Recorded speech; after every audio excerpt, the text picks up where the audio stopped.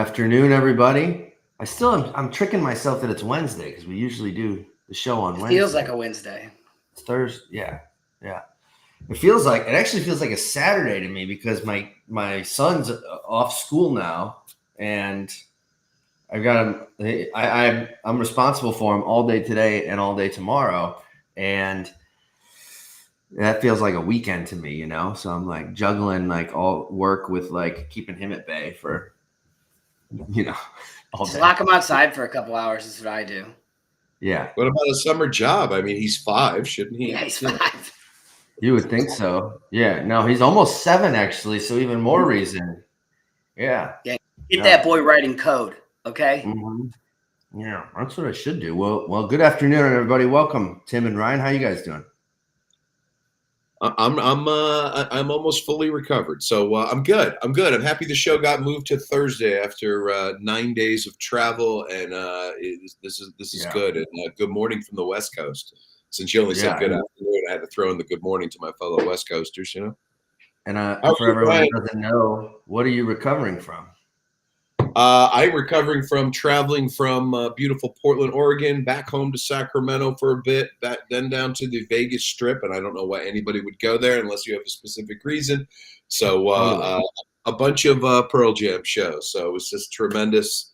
And but the Vegas Strip, I have to say, I sorry if you like it, I get like we went there for a purpose, but It is like being what I imagine like being in a mall on December 23rd, no matter what time of day or night. But the good news is if you're thirsty and you got like $30 in your pocket, you can get a beer anywhere. So that part's cool, But, yeah, right.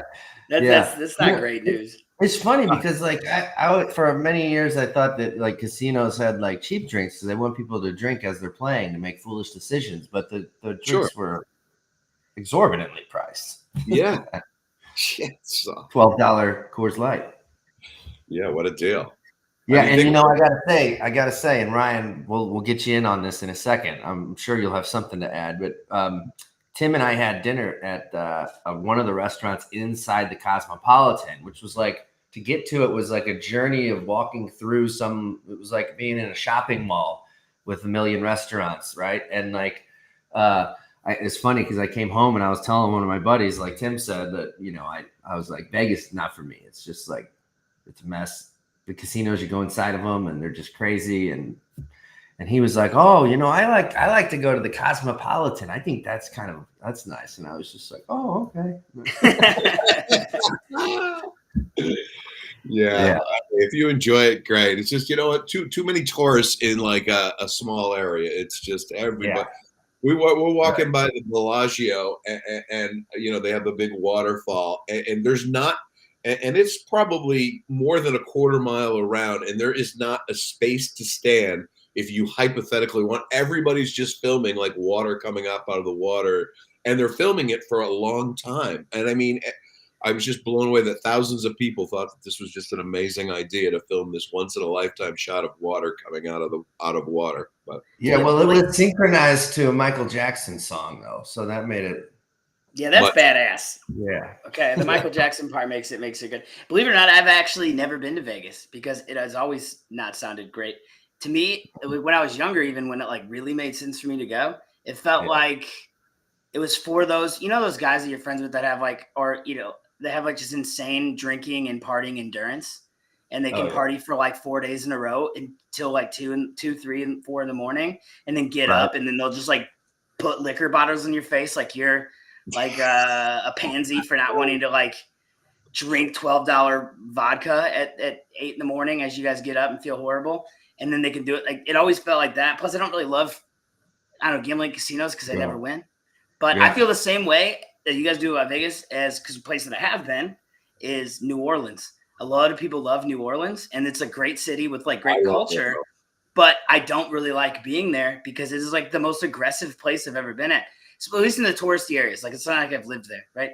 But like if you go to like the main areas, all of the servers there are like women that just harass you until you buy shots from them. And then you have friends that if you go there with friends, they're going to do it because they're soft, and you're going to end up paying a stupid amount of money for like really cheap, like really expensive Jello shots that are just trash. And by the end of the night, like, you know, you're passing out. New Orleans to me was like, you know, dirty and aggressive. And when I left there, I was like, Jesus, I spent like 3 times more than I anticipated spending. And I don't know if it was worth it. Yeah. Yeah. Well, but they got some nice restaurants in these places though. And Absolutely. They do. Yeah. The one line I wanted to say I had walking into the show, I told Josh, I said, let's go into the arena of 16,000 people so we can get away from people. It actually felt like inside a jam-packed concert, like we were away from all the people. It felt like much more. It was just, yeah. Yeah, for sure. Well, it was a great time. Always great to spend time with you, Tim, and I'm glad we get to tell everybody about it. And let's jump into it. Today, one of the main things that I wanted to talk about today that I messaged everybody about over the last couple of days was what's exciting about LinkedIn these days. And the thing is as many of you know, I've been working on helping businesses use LinkedIn to get more leads and marketing now for going on, I guess, about 15 years, really.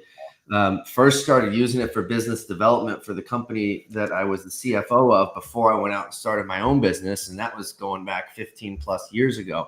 And so been doing it a long time. And people just do not stop asking me, what do I need to do to get better results on LinkedIn, to get more leads, to get in front of more prospects, to get more awareness from my business, marketing, more clicks, more traffic. There's all sorts of things that you can do with it. And so one of the things that I wanted to talk about first was to set the stage, because it's been actually probably a few years since I've done kind of a state of the union, if you will, on what's going on LinkedIn. And so I wanted to just spend a couple minutes just to update everybody on some of the recent statistics with it, because also one of the questions I get from probably half the people I talk to is like, is this still something that we should be doing?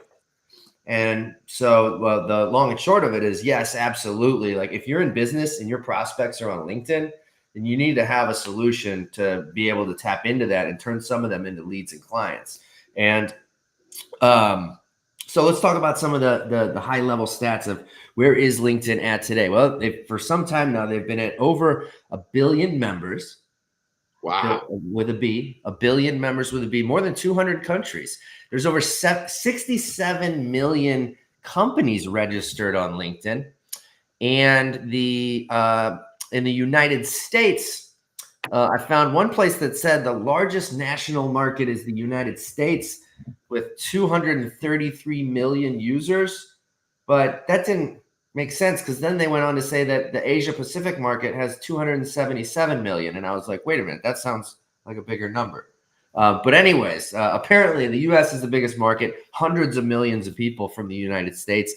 And this, I didn't know this. I was really actually surprised to see this. 40% of those people access LinkedIn on a daily basis, which surprised me. I thought it would be less than that. I thought most people were checking it like once a week or something. Almost half are looking at it every day. Here's why I think that's happening really quick. I don't want to cut you off, but so like I don't know. In the last year, I put together some content on LinkedIn, and I looked up a bunch of the stats. So that doesn't surprise me that it said that. Here's my like hypothesis on why I think that could be the case, and I want to hijack the conversation. Is I feel like as more social media networks pop up, there used to be like a couple big ones, right? There'd be like Facebook and LinkedIn and like Twitter. Kind of, they all have their own purpose. Now I feel like there's not like a single social network that dominates anything. So like Facebook has come back a little bit. And then you have Twitter, you have like there's TikTok, but that's like a whole different thing. And then, Snapchat, Pinterest, all these different sites. I think it's a little more fragmented than it used to be, but LinkedIn is the one consistent one because it's unique compared to all of the other ones. There's not a competitor for it. There are Facebook competitors in terms of like your attention, like Instagram competitors, like Instagram versus TikTok. What do you do? There's not really one against LinkedIn. So that's why I think it's had some decent, steady growth. And I think it's more active than it's ever been. Personally, maybe not ever, but in terms of like percentage of people interacting with content based on the users, but it's grown a whole lot.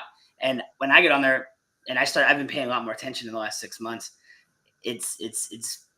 it's been pretty impressive with the amount of people. Yeah, that it have is. I engaged. think it is more active than it's ever been, and I find more people talking about it now than ever have been. When I go on there, the amount of likes and comments that I'm seeing on content and stuff is more than what I've really have ever seen. And so they've been doing a great job. And in 2017, so we're going 7 years ago, LinkedIn did $2 billion in revenue.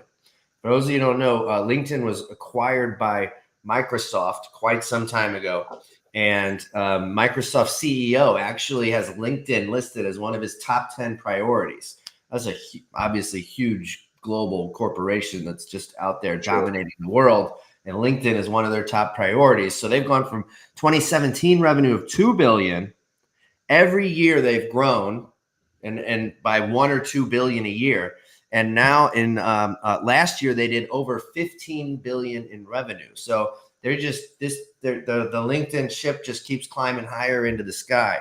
Most used platform of the Fortune 500, 90% of the people in Fortune 500 companies on LinkedIn are active on the platform, which is really cool and makes sense. And to Ryan's point, the reason is because if you're looking for a place to go online to do business, to find business people, to prospect, to market, LinkedIn's like it's the only game in town. They do not have a competitor. They're meeting a market need that nobody else is meeting, and so people just keep on doing it, and nothing is going to replace it. When I wrote the book Connect, which is up, I got a little plaque on my wall from when we made the Wall Street Journal bestseller list with that, which is, if you don't know, it's a book all about LinkedIn marketing. And it was released about 9 years ago.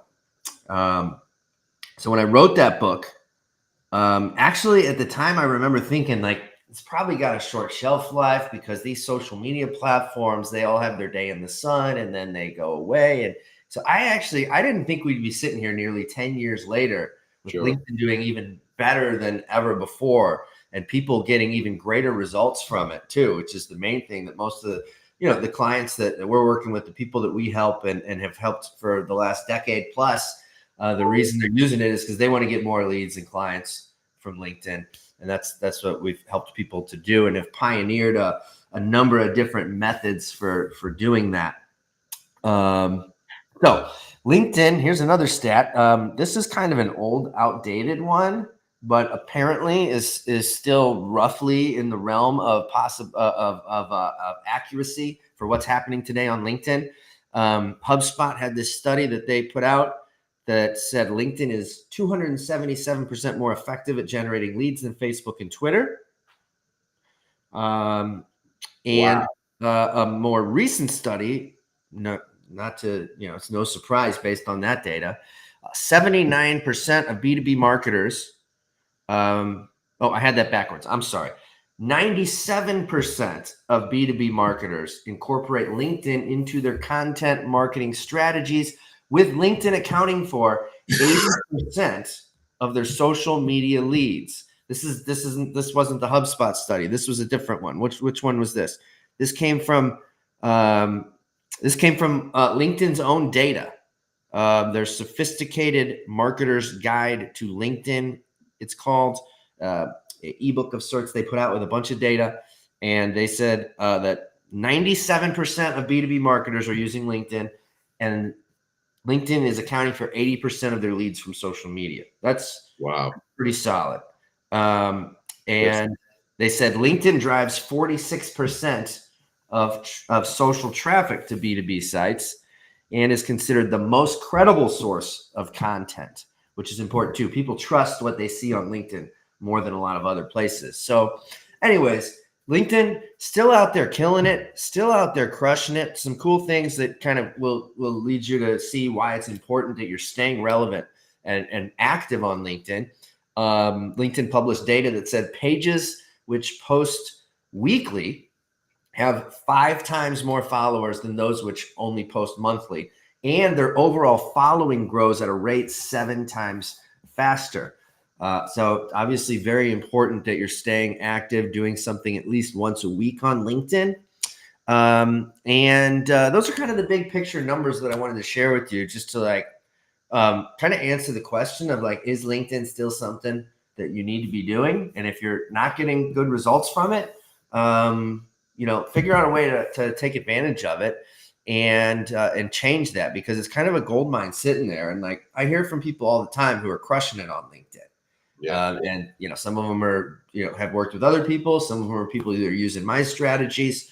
And so it's working for a ton of people. And if you're not doing it, it can work for you too. If you are doing it, there's always, there's so many ways to utilize it to sharpen the sword and get better results. And so let's talk a little bit about that and what's working today on LinkedIn. And Tim, I know you work with many clients on this stuff. So I want to get your perspective on what are you seeing as kind of just the most effective overall approach.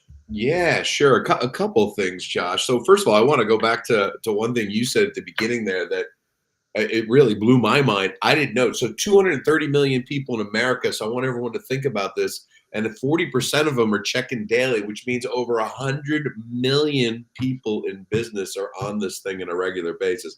Would have never on a daily basis in America. If your business obviously is in America. I mean, that's a mind-blowing number, first of all.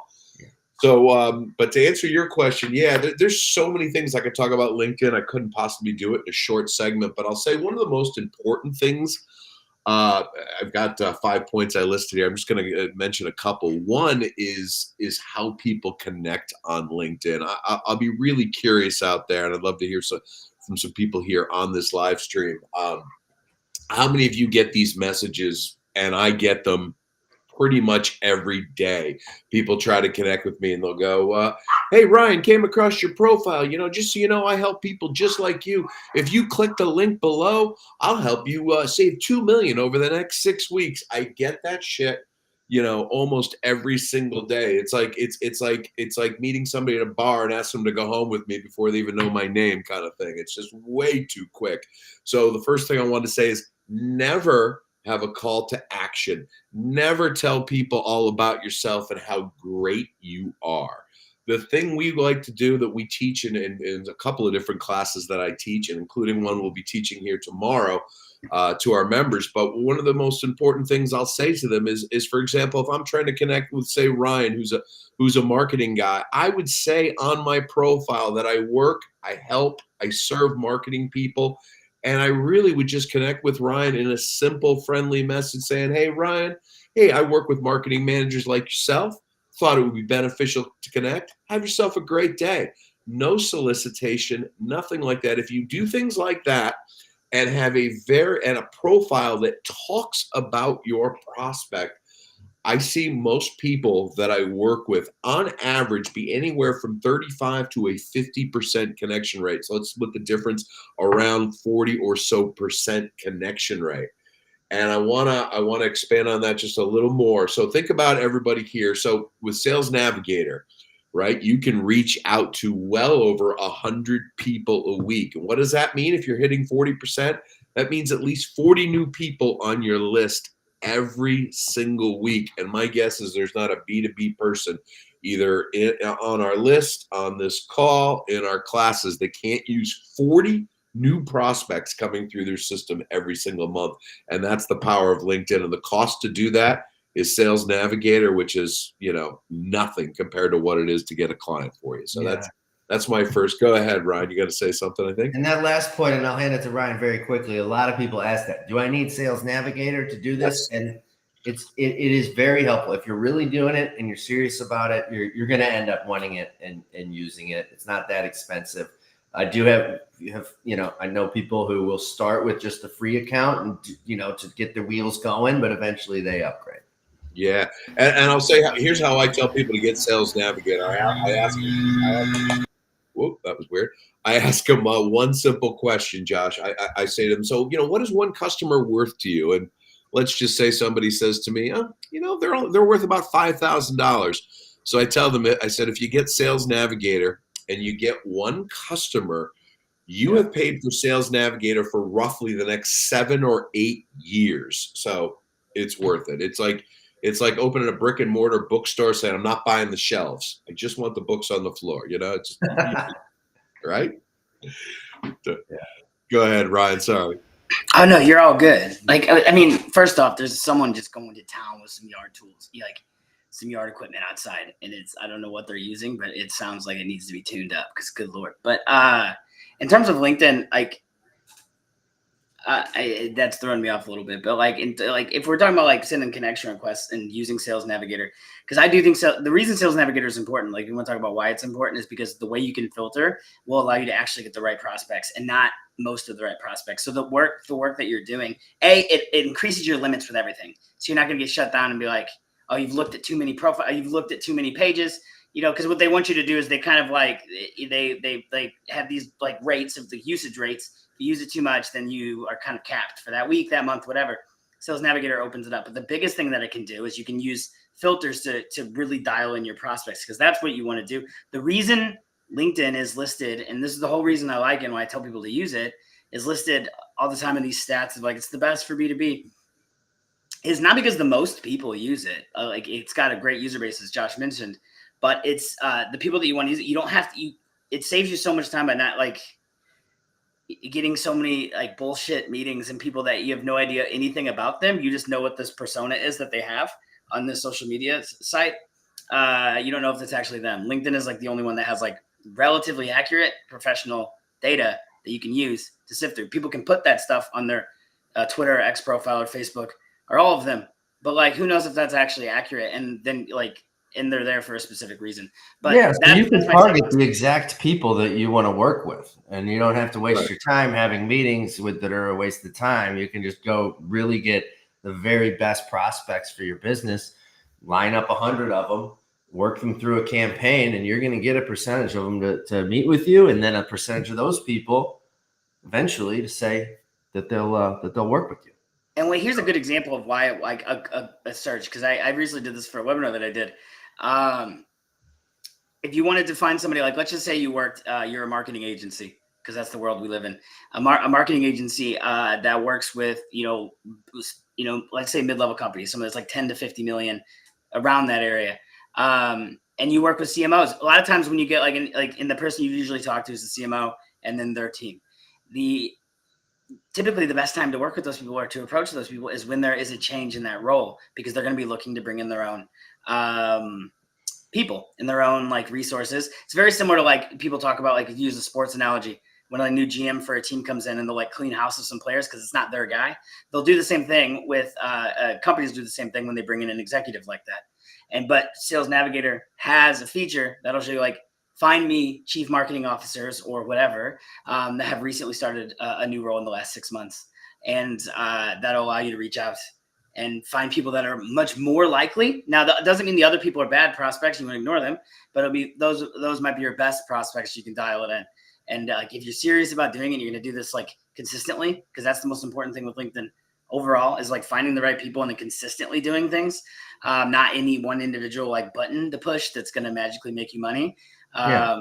Once if you're committed to doing that, like to me, it's worth it. And this isn't like an infomercial for Sales Navigator. If you don't want to use it, that's fine. But like that's where the value really lies to me. Yeah. Well, at the end of the day, I mean, it's just about like you can find, if you have a clear picture of who your ideal prospect is, you can find a ton of them on LinkedIn, and there's a bunch of different ways to go about doing it. So what we're talking about right now is like direct prospecting.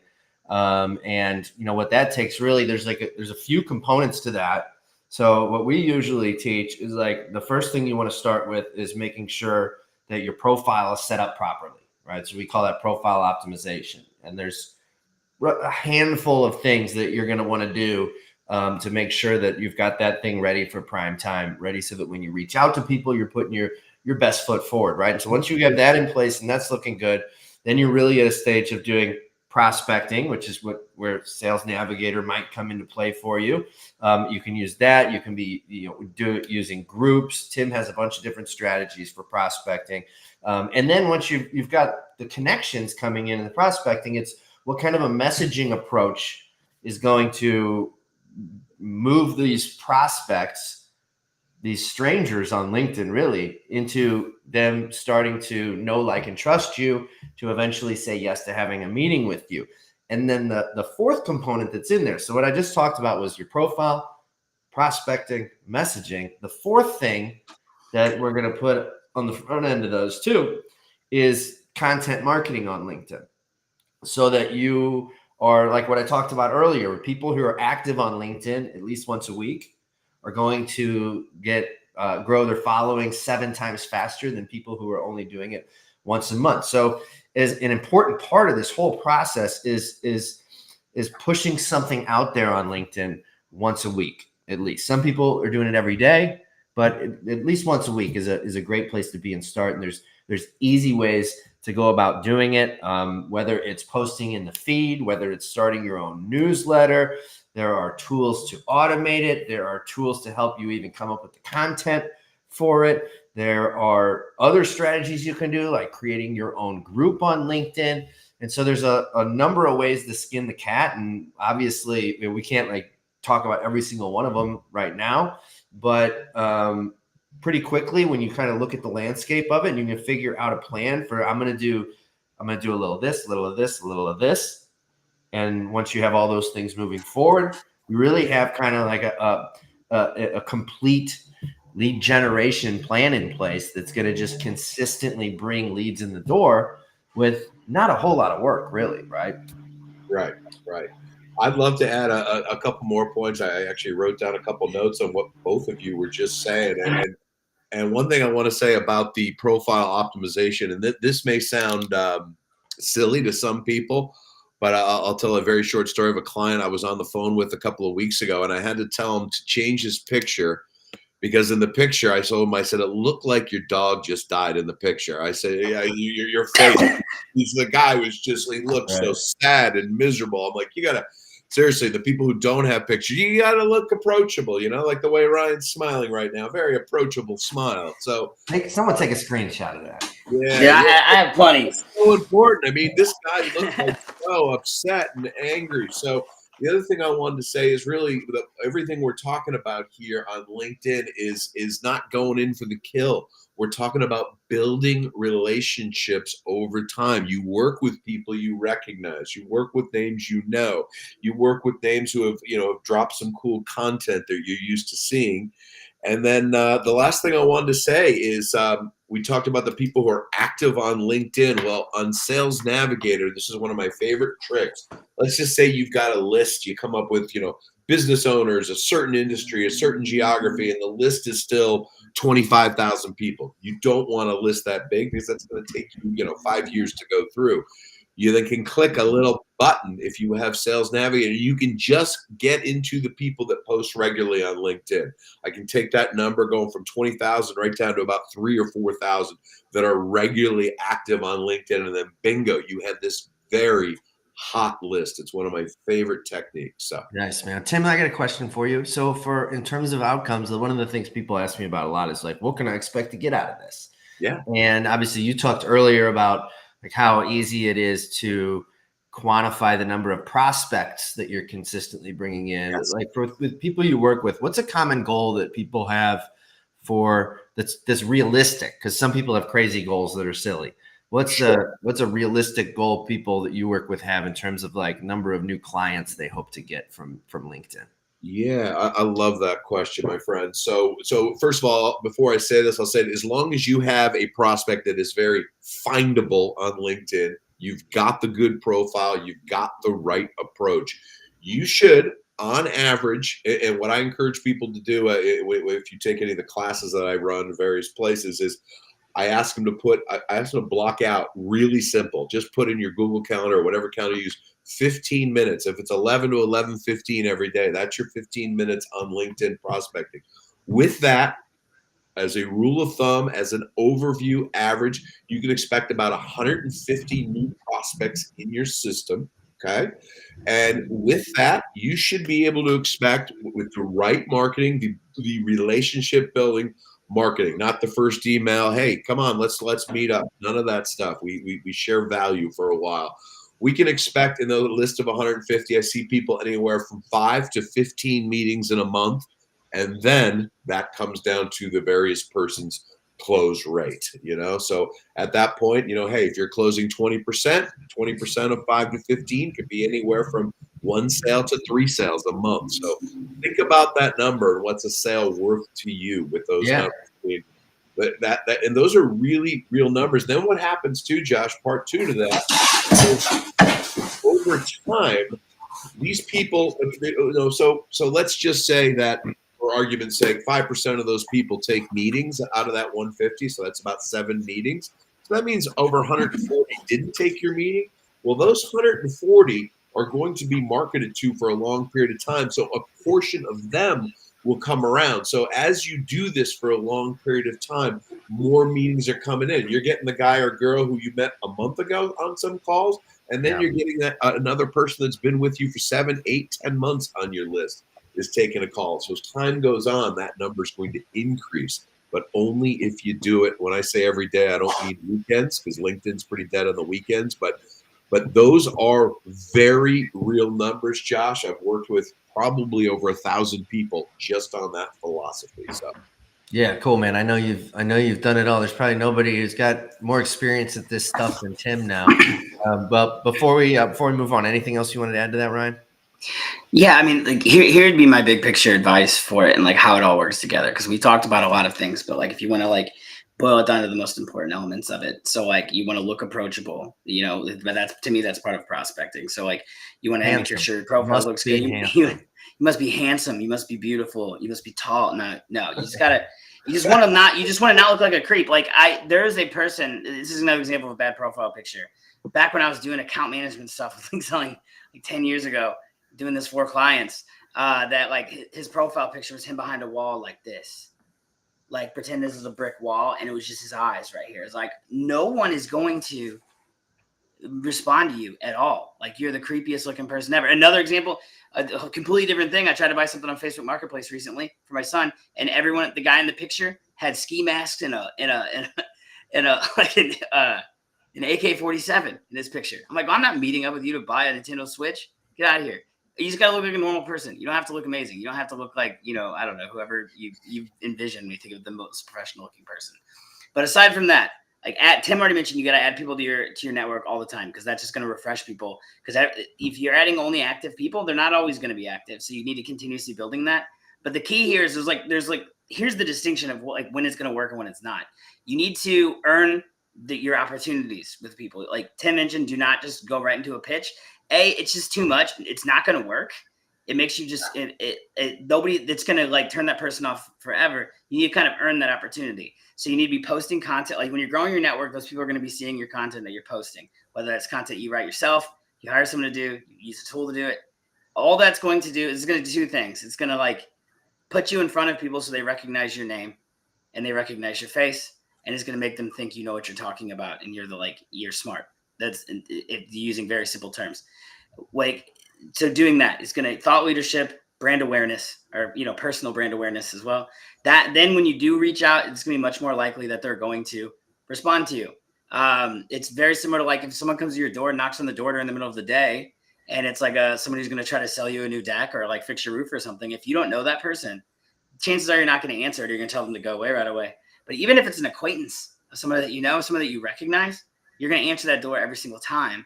And doesn't mean you're going to, buy something from them, but like you're going to be much more available. So that's how it all works together. You grow your network, you create content to be visible and to look smart and to show off that you are smart, I guess is a better way of putting it. And then when you do reach out, they're going to respond. And it doesn't always have to be a win.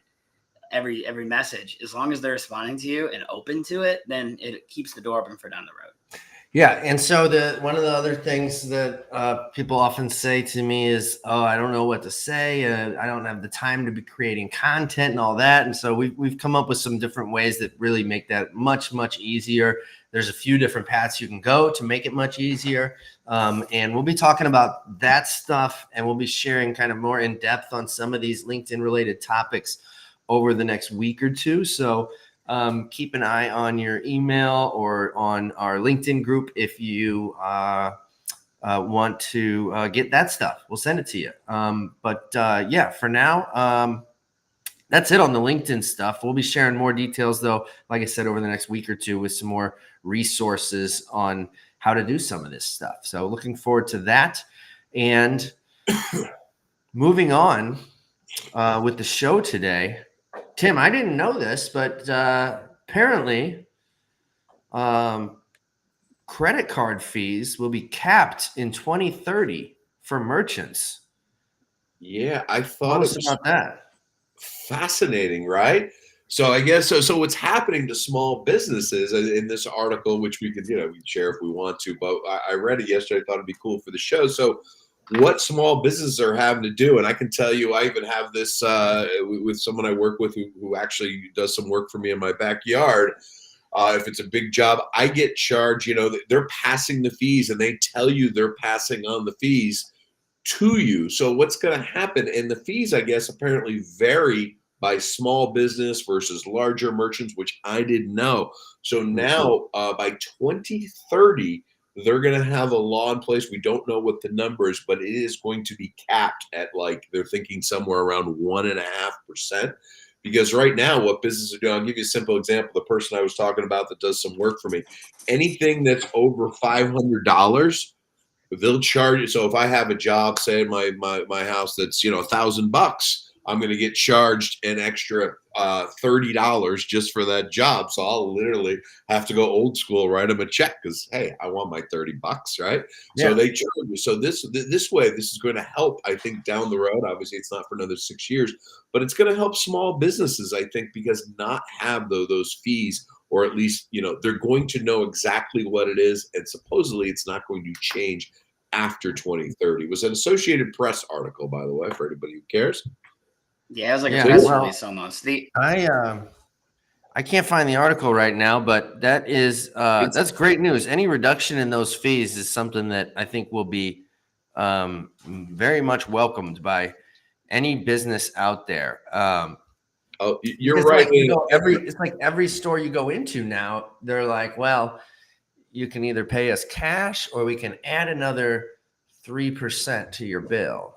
And it's always like, all right, well, I don't always have cash on me, but you know what I mean? But then I'm like, okay, so I got to pay more now. I guess it's just kind of like, I understand why they're doing it and it makes sense. There's a Thai restaurant near me that offers a discount if you pay by cash. Well, that's cool. Flipping it around a little bit. They had it where it was either you can get you either pay 3% more if you pay my credit card, or you got like a 5% discount if you pay by cash, which is just, obviously that's like, they're not reporting that cash. So they're making a lot of money on the cash transactions. Yeah. Right? Yeah. Well, think about 3% too. Oh, so sorry, Ryan. I'll just finish this. I was thinking about 3%. Josh, I know you and I both love to shop it for music. Buy a new album. Well, there's little margin on. Think about if they're making 10% on an album, and 3% of that, or 1/3 of your profits, are going to a credit card. That's a big deal for a small business. So I just want to put perspective. Well, I was gonna say the one thing that I like, because this is only going to help small businesses, because if it does cap at 1.5%, I can't imagine large brands are paying more than that anyway. If they do that many transactions, it's most likely they've worked out a better deal, based on either a volume-based deal, or they're big enough where they can warrant having conversations with, to get better deals. So yeah, it's going to help small businesses. The one thing I'm not sure though is so let's just say I open up, I don't know, a coffee shop, and I use I don't know, I'm drawing blanks, like Square Pay or whatever, like the iPad thing that turns around. Who gets charged the merchant fee initially, or the credit card processing fee? Is it would Square be getting that break and then still passing on their fees to us, or does that include fees from them? You know what I'm saying? So if the payment is is the actual restaurant being charged that fee, or is there payment processing system charging them that because they're getting charged by MasterCard, or whatever to do it? Does that make sense what I'm saying? Yeah. So just, I'm not sure. Yeah, no, it makes total sense, Ryan. Total sense. And I did pull up the article here, so I put it in our little private chat. So this is actually rereading it here for a second. They're actually the U.S. merchants on Tuesday are ending. It's a 2-decade litigation over these fees, and they are now be able to negotiate finally like a collective bargain deal for the rates. So pretty cool. Cool. Love that the small guy and girl won there. I think. Yeah, man, that's great. Yeah, and we'll see if it actually happens because Yeah. those credit card companies, they're not going down without a fight, right? Right. Well, at least they only charge people, 21% interest, which is, a hell of a deal. Yeah. Yeah. Well, and that's why like a lot of businesses don't accept American Express as payment because their fees are even higher than Visa and MasterCard. And that's why, really? yeah. Yep. Their processing fees are higher. And that's why they're able to give businesses great rewards. Their travel program's pretty cool. And, but there's a lot of competitors now though. Like, so for anybody who's in business and has like a significant amount of transactions that you're running, like I recommend everybody put it on a credit card. Get one of like I don't know if they still call it the Spark, but Capital One has a 2% cashback credit card for businesses. There's a couple others that are similar to that. And like, if you got a business that's running 100,000 a month on a credit card or whatever it is, 50K a month, 10K a month, that money adds up quickly over time. It's kind of like free money, Or kind of like your American Express, Josh, free poolside service, right? With that? Right. Exactly. You got you got free poolside service? Yeah, but you got 160 in credit, right? With that? Oh yeah. Wait. So Tim and I stayed at the Bellagio, and because I used my American Express to book it, their travel program, when we got there, they gave us this piece of paper that was like, you get a $100 credit for whenever you buy here, plus a couple of free breakfasts. And I was like, oh, never gotten that before. It took them like a half hour to figure it out that there was like no one in line. Tim and I are standing there. We're like, why is it taking so long to check us in here? And then he comes back with this piece of paper, and we were like, and apparently it was hard for them to figure out how to give us the piece of paper, which was what the whole delay was. Oh, you had to call the manager over, and all of a sudden, but we didn't even know. I was like, what is this? Like, it was hilarious. At 160, I mean, that's like 2 free drinks each, which was really cool. Yeah, it was for sure. And Tim, you will not be surprised when I got the itemized bill that was emailed to me after our stay. The credit was not included. So the journey continues. Really? Oh, geez. So you're on it. That's terrible. Are you going to follow up on it, or are you just going to eat it? Well, I did respond to that email and said, you didn't give me that credit, blah, blah, blah, blah, blah. And then that email bounced. So now I'm like, will I call them? And I mean, it's how much time am I going to spend on it? One of those things, these things happen. And, when you're just out there balling, you got it. Sometimes you get the piece of paper when you check in, and then turns out though, they don't have the system in place to actually give you that credit. Yeah, maybe once Las Vegas gets a little bit more advanced, and grows a little bit more, they'll have the capabilities to accommodate travelers. Yeah. Well, they do have a very nice pool there, though, Tim. That was the best part by far. That hotel was the pool. Yeah, it was fantastic. It was very nice. Yeah. So, Tim, you brought another cool one today. Another bit of business news. 40% of small businesses say this year is make or break for them. It's scary. I found that kind of startling. Yeah. Now, are these all crypto businesses that were surveyed? That I don't know. There was a little part of the article here I pulled up, and I've got it here in front of me that says half of these respondents, and it was a few thousand people, are expanding marketing efforts to bring in new customers. 45% said they're setting money aside, which I know you preach on this, Josh, to have that emergency fund. So 45%, almost half the businesses are setting money aside for an emergency use. That I find really, really interesting and innovative. And then 43%, they're exploring new technologies to increase productivity efficiency. So in other words, it is making these small businesses take a lot of action. I found that a little bit disturbing, that number. I mean, that's pretty scary. Make or break that. 40% of businesses are feeling, small businesses, excuse me, are feeling that way. Any thoughts to that? I don't know. I was surprised to see that 40% of people, said that they think it's a make or break year for them. But at the same time, I would guess and thinking about it, it might be that way kind of all the time, because there's always going to be this large cross section of businesses who are at that stage. Yeah. You know what I'm saying? And we agree. know that like 90% of businesses eventually fail. I mean, that's over a long time horizon, of course, but it's hard out there. And, so in one way it's surprising, in another way it's not. What do you think, Ryan?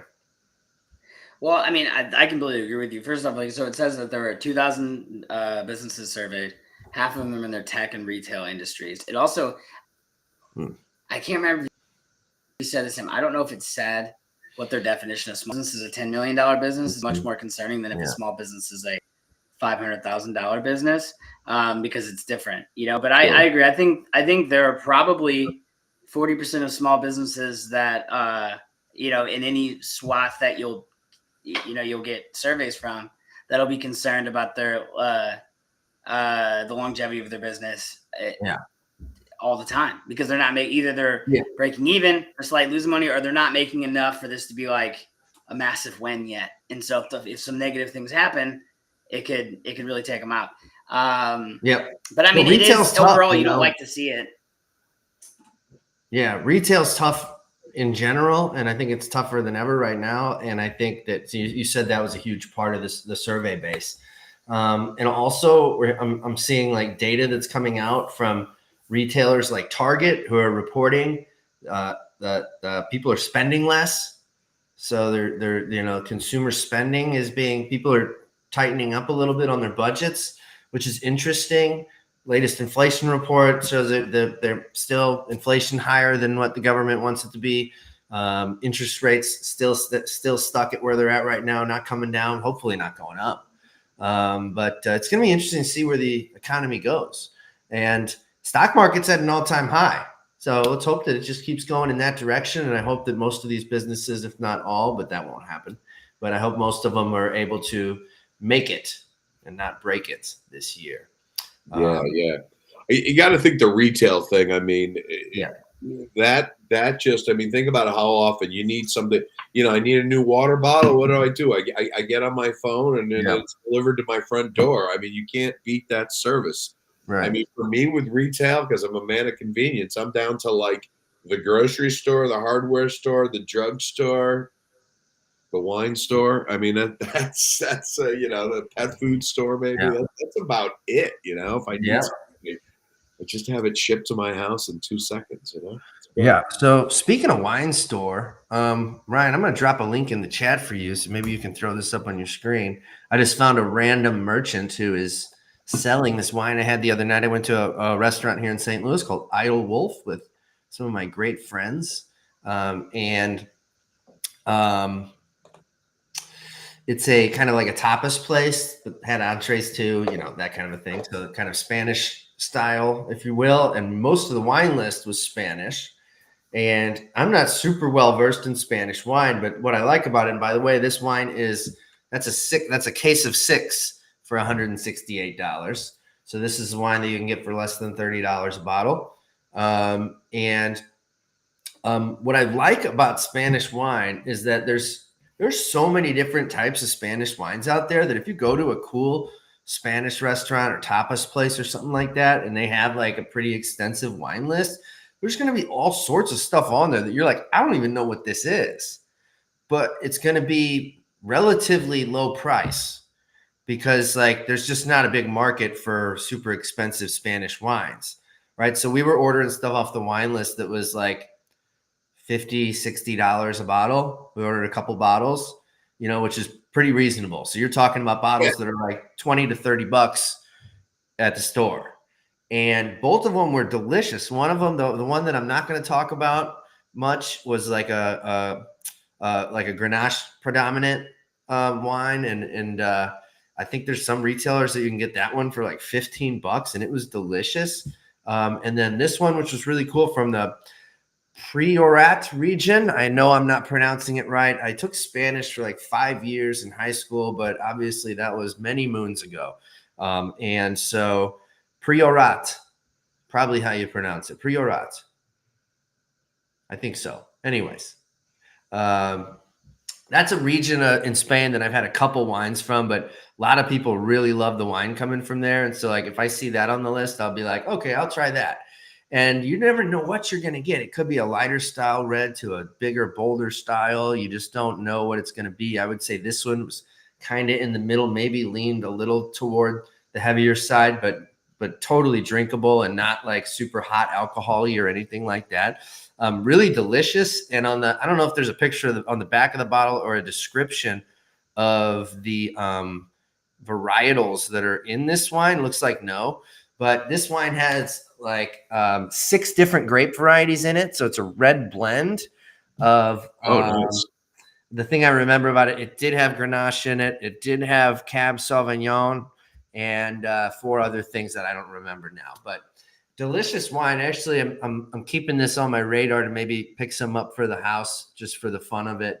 And makes me want to drink more weird Spanish wines. Cause I'll be honest, like the biggest Spanish, the wine Spain's most known for is Rioja.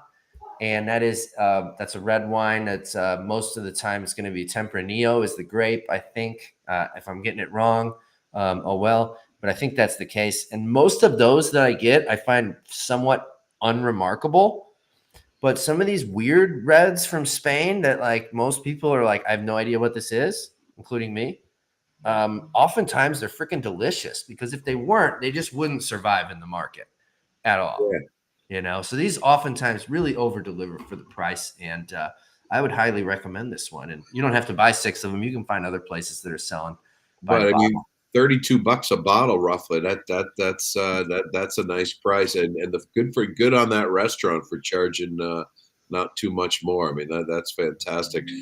I like some of the Spanish wines. I find them, as a rule of thumb, Josh, you agree that they are just a little bit lighter, say, than a typical American Cab or Merlot or Sin or whatever. They're just they'd almost be in some ways an entry level for some red wine folks. You know, I love them too, but I've never. Let me get your opinions on something though. This is slightly off topic, but it's on topic because it's on this page. So I was reading the description of it, and the wine does sound great, but like, how do you guys feel about the way people describe like aromas and notes with the wine? Because to me, when I read this, it said baking spice notes open on the palate, joined by flavors of red and black berries, which makes sense. Mocha and then black olive paste. Like, I don't understand. Like, to me, that just seems like a stretch because it's grapes. You know what I mean? But I don't know. Like, you're deeper in the wine community and like the analyzing wines and understanding what the grapes are. How do you how do you feel about that? How they describe that? A lot of these notes are hilarious, like tasting notes. I find them all the time that are just hilarious in the things that they're describing and the way they describe things, because it's like intentionally made to be elitist, intellectual sounding, or like, I'm like, oh, I've got such a refined palate that it doesn't just have notes of black olive. It's black olive paste. What is that? You talking toothpaste? What are we? Yeah, it's because like I did when I worked at Starbucks when I was in grad school, which so I did their coffee master program, which is essentially like a half-assed version of becoming like a coffee sommelier. Like, you learn it and you taste it all, and you have to figure out like what the notes are and everything. And if I had explained like this has got notes of mocha in it, because I know like I would understand kind of what they mean, people would be very confused and be like there's mocha in this coffee. Like, no, it's just coffee. Then how would it have this in there? I'm like, you kind of have a good point. It doesn't really, but like it pairs really well with mocha, and so maybe like with chocolate. So maybe that's why it's coming out for me. But that black olive paste really threw me off. It's like, I don't remember what it was, but the other day I wrote a wine note on Cellar Tracker where I sometimes write notes about my about the wines I'm having, and I went out fishing with my dad who smokes cigs, and So sometimes I'll steal one from him while we're out fishing, or like 5. But that's beside the point. The this particular note that I put on Cellar Tracker said that the wine paired great with fishing and cigarettes, and it's my most popular note that I've left you. I've gotten more likes and comments on that than anything else. And then that mean people are that'd be if I saw that on a bottle, like if I was gonna go fishing and I was gonna rip some cigs and fish, and I saw that at the store, I'd be like, oh, that's my, that's my beers should do that, like Bush beer, like pairs well with I don't know, old pizza and cigs, and in the smell of your garage. Yeah, absolutely. Yeah. Well, guys, go get this wine. Everybody, thanks for tuning in today. Ryan, Tim, appreciate you guys being here. I know Tim's got a meeting coming up, so we can bounce. Hey, thanks everybody. Fun show, Josh. I love the wine. Thanks, buddy. All right, guys. Take it easy, everyone. Have a good one.